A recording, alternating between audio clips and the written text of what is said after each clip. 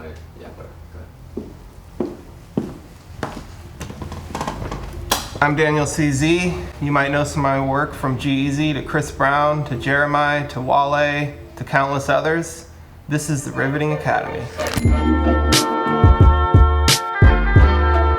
So when I first came to Los Angeles, I started out as a production assistant, literally doing coffee runs, doing everything a production assistant does on sets. So working on commercials and photo shoots, and that was my world. I was also a personal assistant for another director.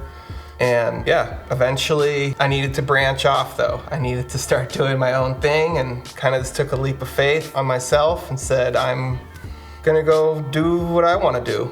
And reality of it is that I lived in a house with a bunch of guys, and I had a backyard, and we started shooting a lot of stuff back there. We literally lit a car on fire back there. Landlord didn't quite know about that right away. The stuff I used to PA on was a lot of commercials, and so that my initial things I wanted to do was do commercials. So I shot some spec commercials. I literally got the guys I knew together. Back then it was the red one. We actually happened to have access to a red one, which was pretty clutch for the whole situation. We even had a jib too and a smoke machine. Those were like our three elements, was this red one, jib, and the smoke machine. And we started, making as much stuff as we could. Eventually, I shot a music video for a college band that I knew, and actually another college band that I knew, rock bands. And those were literally my first two real or actual music videos, you could say. One of the cinematographers I worked with, he hooked me up with another director, so I started editing some stuff for him, and that kind of got me into the music video world a little bit more. And eventually I had the opportunity, he actually presented that another opportunity for me to work with this other artist, and then I literally said, I'll make you a couple music videos for free, like straight up, I'll pay for them. I made 2 in one day, only ever one of them came out, and that was my kind of springboard into the actual world of music videos. His name was B Major. That was the first rap video I ever made. And yeah, so from there, that led me to a company called Black Diamonds. That company, with them, that's really where it all started, where I shot hundreds of music videos with them. We literally drove across the country at some point, shooting videos everywhere.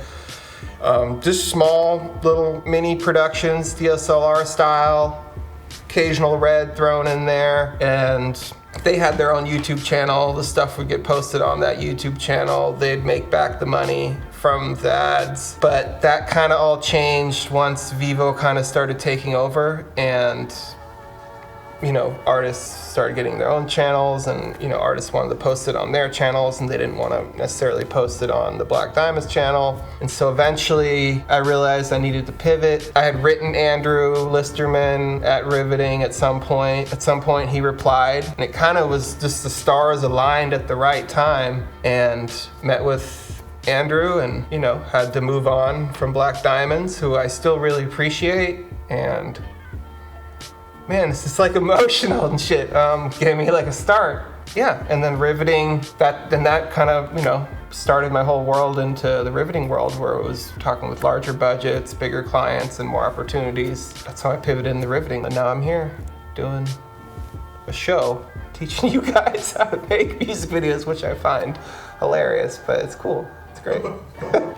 So the types of things I do now are music videos for all types of artists, from G-Eazy, Chris Brown, Wale, Jeremiah. Did the No Limit remix, which was like a huge song a couple years ago. And yeah, doing large scale productions, it's fun to do. That's always kind of what I dreamt at the beginning, was to be able to do that.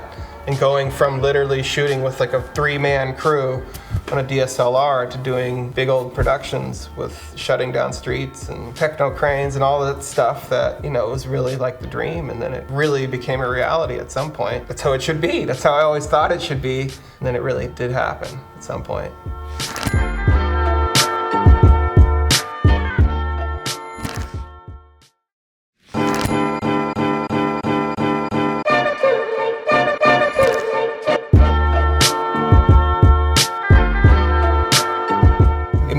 video treatment is a representation of your idea that's put into more or less a PDF format, and can be anything. There's really no universal format for a treatment. You can make it a page, you can make it 10 pages, you could, write it however you want. Unlike a movie script where there's, a generally universally accepted way to write a movie script, there's really no exact way to do a music video treatment. The purpose of a music video treatment is to represent your idea to the client. You got to think anybody could be reading this, from music label executives to the artists to the managers, then also your producer who's going to produce the video, crew members, anybody else involved in the video. A music video treatment can be anything that you want it to be, but the best way I like to do it is a visual representation of your idea of how you're going to execute the treatment, the vibe of the treatment, and anything you really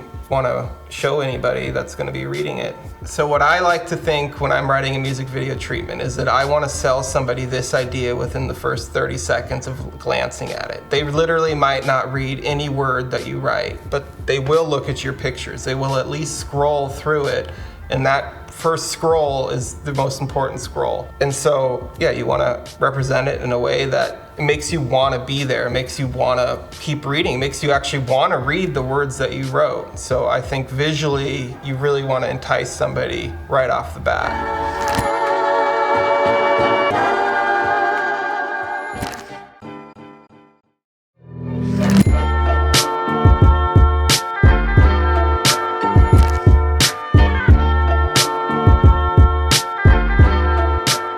So sometimes I like to actually storyboard stuff out. Not always though. Sometimes I literally like to just take some of the references I had in the video and then just kind of base my shot lists around those references. Literally just writing 1A, 1B, that's the wide shot. I know I'm gonna do a lens change, so that's always the 1B, and then having more or less a freestyle one at 1C, and then going through each setup from there. And this, being realistic with the time, knowing how long stuff takes to set up and not having 12 different setups. Just through experience, you get to know how long stuff takes. So that's a big part of shot listing, is being realistic with time. You don't want to bite off more than you can chew, because it gets frustrating for the crew. You don't want to put yourself in a situation where you're going to go way over time. I've used Shot Pro, where you can literally create your own world, but I find that sometimes constricts you a little bit.